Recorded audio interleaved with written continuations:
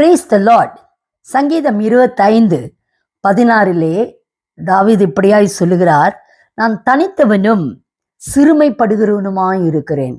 அருமையான தெய்வ ஜனமே, இன்றைக்கு நீங்கள் அந்த தனிமையின் பாதையிலே, அந்த சிறுமையின் பாதையிலே நீங்களும் நானும் நடக்க நேரிடலாம். தனிமை என்பது ஒரு கொடூரம். Loneliness is painful. இந்த தனிமை எப்படி வருகிறது? நாம் நம்பினவர்கள் நம்மை கைவிடும் பொழுது வரக்கூடிய தனிமை. அடுத்தது, நாம் மிகவும் நேசிக்கிறவர்கள், நமக்கு அருமையானவர்கள் நம்மை விட்டு கடந்து போகும் பொழுது வருகிற ஒரு தனிமை. சூழ்நிலை சந்தர்ப்பங்களினாலே நாம் கடந்து வருகிற ஒரு தனிமை உண்டு. அது மாத்திரம் அல்ல,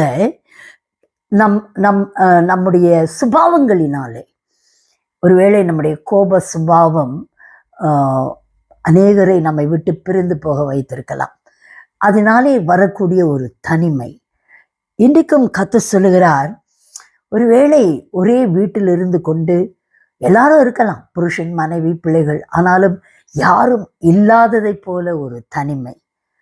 இன்றைக்கு அந்த தனிமையின் நிமித்தமாய் நாம் கடந்து போகக்கூடிய அநேக சிறுமைகள் உண்டு. இன்றைக்கு கர்த்தருடைய ஆவியானவர் சொல்லுகிறார், உன்னை நான் அறிந்திருக்கிறேன். எல்லாவற்றையும் சீர்படுத்தி ஸ்திரப்படுத்துகிற நம்முடைய ஆண்டவராகிய இயேசு கிறிஸ்து நம்முடைய வாழ்க்கையிலே பூரணமாய் வரும் பொழுது அவர் எல்லாவற்றையும் மாற்றி அழகாய் அவர் நம்மை மிகவும் ஆசீர்வதித்து நடத்துகிற தேவனாய் இருக்கிறார். அருமையான தெய்வ ஜனமே, this is the prophetic word for you today. May God bless you. No, never alone. No, never alone. He promised never to leave me, never to leave me alone. No, never alone.